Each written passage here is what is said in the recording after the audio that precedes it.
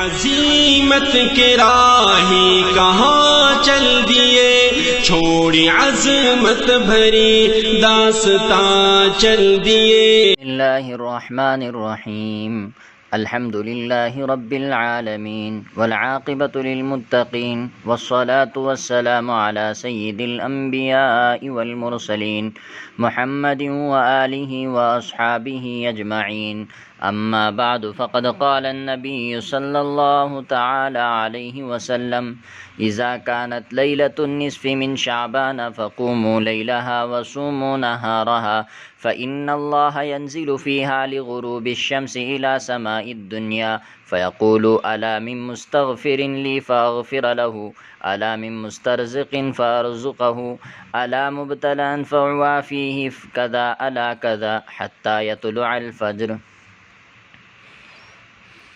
معزز سامعین کرام،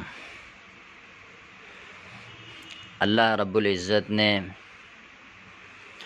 مختلف دنوں اور مختلف راتوں میں ایسی برکات و خصوصیات رکھ دی ہیں کہ ان میں معمولی کوشش اور تھوڑی سی بھی محنت سے دینی و دنیاوی فوائد حاصل ہو جاتے ہیں، جن کا دوسرے اوقات میں طویل مشقت اور بڑی محنت سے بھی حاصل ہونا دشوار ہوتا ہے۔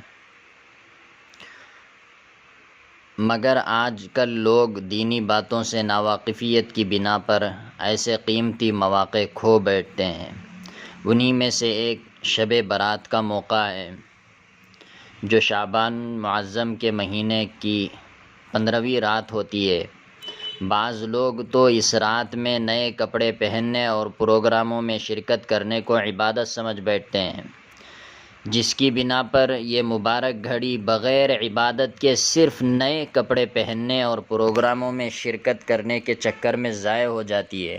اور جو لوگ اس رات میں لوگوں کو جوڑ کر وعظ و نصیحت کے حربے اختیار کر کے ضیاء وقت کرتے ہیں، وہ در حقیقت پیشہ ور واعظ ہوتے ہیں۔ ان کو دین سے کوئی سروکار نہیں ہوتا، صرف لوگوں میں بیان کر کے امت سے پیسہ بٹورنا مقصود ہوتا ہے، بجائے اس کے انفرادی اعمال اور اللہ سے اپنی مغفرت کی جستجو کے لیے آہوزاری کرنا کثرت ثواب کا باعث ہوتا ہے۔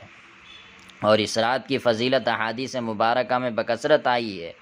ایسی مبارک راتیں اللہ کی جانب سے امت مسلمہ کے لیے انعام و احسان ہوتی ہیں، مگر افسوس ہے کہ ہمارے ملک کے اکثر علاقوں میں لوگوں کے اندر یہ رواج ہے کہ شعبان کی 15ویں شب میں کثرت سے چراغاں کرتے ہیں۔ اکثر لوگوں میں اجتماعی و انفرادی طور پر آتش بازی کا مذموم طریقہ بھی رائج ہے۔ یہ جاہلانہ رسوم اور خلاف شرع امور عقل و تہذیب دونوں کے خلاف ہے۔ اسلام میں ان خرافات کی قطعاً گنجائش نہیں۔ در حقیقت مسلمانوں نے یہ رسم و رواج ہندوؤں کے تہوار دیوالی سے لیے ہوئے ہیں۔ یاد رکھیں کہ حضور صلی اللہ علیہ وسلم نے ارشاد فرمایا کہ من تشبہ بقوم فہو منہم، جو آدمی جس قوم کی مشابہت اختیار کرے گا وہ انہی میں سے ہوگا۔ یہاں رک کر غور کریں کہ یہ بات بھی بعید نہیں کہ کل قیامت کے دن ان لوگوں کا حشر بھی انہی کے ساتھ ہوگا جن کا وہ طور و طریقہ اختیار کر رہے ہیں۔ اللہ ہم سب کی حفاظت فرمائے۔ معزز سامعین، جو طبقہ امت میں دیندار سمجھا جاتا ہے ان کے اندر ایک طریقہ یہ بھی رائج ہے کہ اس رات کو دینی اجتماع کے نام پر لوگوں کو اکٹھا ہونے کی دعوت دی جاتی ہے، اور پھر اس میں وہ ساری قباحتیں پیش آتی ہیں جو اس قسم کے اجتماعات میں لوگوں کی غفلت اور دین سے بے پرواہی کی بنا پر ظہور پذیر ہوتی ہیں۔ اس خاص تاریخ میں اس قسم کے اجتماعات کا ثبوت نہ حضور صلی اللہ علیہ وسلم سے ہے، اور نہ ہی صحابہ رضی اللہ تعالیٰ عنہم اجمعین سے، اور نہ تابعین، تبع تابعین، اور نہ ہی سلف صالحین سے ہے، بلکہ اس رات میں انفرادی طور پر ذکر، تلاوت قرآن پاک، نوافل کا اہتمام اور دعاؤں کی کثرت وغیرہ عبادتوں میں مشغول رہنا ہی مستحب اور مندوب ہے۔ اس رات کی فضیلت و عظمت و برتری کے سلسلے میں 10 صحابہ کرام رضوان اللہ تعالیٰ علیہم اجمعین سے روایات منقول ہیں، مگر بعض لوگوں کا کہنا ہے کہ یہ چیزیں سب بے اصل ہیں، لیکن یہ سراسر غلط ہے۔ اس طرح ہمیں اس رات کو ضائع نہیں ہونے دینی چاہیے، کیونکہ یہ رات فرائض میں سے نہیں ہے، یہ رات مستحبات، مندوبات میں سے ہے۔ جو آدمی اس میں ثواب کی نیت سے عبادت کرتا ہے اللہ تبارک و تعالیٰ اس کو ثواب دے دیتے ہیں، لیکن جو آدمی غفلت کے ساتھ اس کو ضائع کر دیتا ہے تو پھر اس پر کوئی گناہ نہیں ہوتا، لیکن ہمیں چاہیے کہ ہم اس رات کو غنیمت سمجھ کر اس میں کثرت سے عبادت کریں۔ الغرض ماہ شعبان اور اس کی 15ویں شب کے فضائل مختصر عرض کر دیتے ہیں۔ حضور صلی اللہ علیہ وسلم نے ارشاد فرمایا کہ رجب اور رمضان کے درمیان میں ایک ایسا مہینہ ہے یعنی شعبان جس سے بالعموم لوگ غفلت برتتے ہیں، حالانکہ ایسا مہینہ ہے جس میں رب العالمین کی بارگاہ میں بندوں کے اعمال پیش کیے جاتے ہیں، اور مجھے یہ بات پسند ہے کہ بارگاہ الہی میں میرے اعمال بحالت روزہ پیش ہوں۔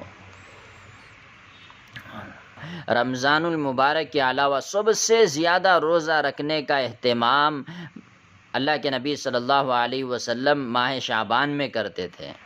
یہ اللہ کے نبی صلی اللہ علیہ وسلم کا معمول تھا۔ اور ایک جگہ سال بھر میں مرنے والوں کا دفتر بھی اسی ماہ میں مرتب کیا جاتا ہے۔ حضور صلی اللہ علیہ وسلم نے ارشاد فرمایا کہ شعبان کی 15ویں رات کو اللہ تعالیٰ اپنے تمام بندوں کی جانب خصوصی رحمت و مغفرت کے ساتھ تجلی فرماتے ہیں اور تمام لوگوں کی مغفرت فرما دیتے ہیں سوائے مشرک اور کینہ پرور کے، شراب کا عادی ہے، جواڑی ہے، والدین کا نافرمان ہے۔ اس روایت سے معلوم ہوتا ہے کہ اللہ تعالیٰ کی تجلی کا نزول اور خصوصی رحمتوں کا ظہور ہر رات کے آخری تیسرے حصے میں ہوتا ہے، لیکن 15ویں شعبان کی شب میں یہ نزول سر شام مغرب کے وقت ہی سے شروع ہو جاتا ہے اور اس رحمت اور بخشش کا سلسلہ طلوع صبح تک جاری رہتا ہے۔ اسی وجہ سے شعبان کی 15ویں شب خصوصیت کے ساتھ جامع خیرات و برکات اور حامل فضیلت و عظمت ہو گئی ہے۔ حضرت علی کرم اللہ وجہہ سے روایت ہے کہ رسول اللہ صلی اللہ علیہ وسلم نے ارشاد فرمایا کہ شعبان کی 15ویں شب میں نوافل پڑھو اور اس کے دن میں روزہ رکھو، اس لیے کہ اللہ تعالیٰ سورج غروب ہوتے ہی ساری دنیا پر اپنی رحمت و مغفرت کے ساتھ نزول فرماتے ہیں اور کہتے ہیں کہ کوئی ہے مجھ سے طالب رحمت کہ میں اس کی بخشش کروں، ہے کوئی روزی مانگنے والا کہ میں اسے خوب روزی عطا کروں، ہے کوئی مصیبت کا مارا عافیت خواہ کہ اسے عافیت دوں۔ اسی طرح کا کرم آفریں اعلان طلوع صبح تک جاری رہتا ہے۔ 15ویں شعبان کی رات اور اس کا دن باری تعالیٰ سے مناجات اور طلب حاجات کا وقت ہے۔ اس دن اللہ تعالیٰ کی رحمت عامہ خصوصیت کے ساتھ بندوں کی جانب متوجہ ہوتی ہے، اس لیے اس بابرکت اور پر رونق وقت کو غنیمت سمجھنا چاہیے، کیونکہ رب ذوالجلال کی رحمت بے کراں اس وقت بندوں کی جانب متوجہ ہے، تو ہماری زندگی اور سراپا احتیاج کا یہی تقاضا ہے کہ اس کی عبادت و اطاعت کے ذریعے اپنے دامن مراد کو خوب بھر لے۔ ہم اللہ تعالیٰ سے دعا گو ہیں کہ اے اللہ ہم سب کو ایسی مبارک گھڑیاں ہماری زندگیوں میں بار بار عطا فرمائیں اور اس سے بھرپور استفادے کی توفیق عطا فرمائیں۔ آمین۔ وآخر دعوانا ان الحمد للہ رب العالمین۔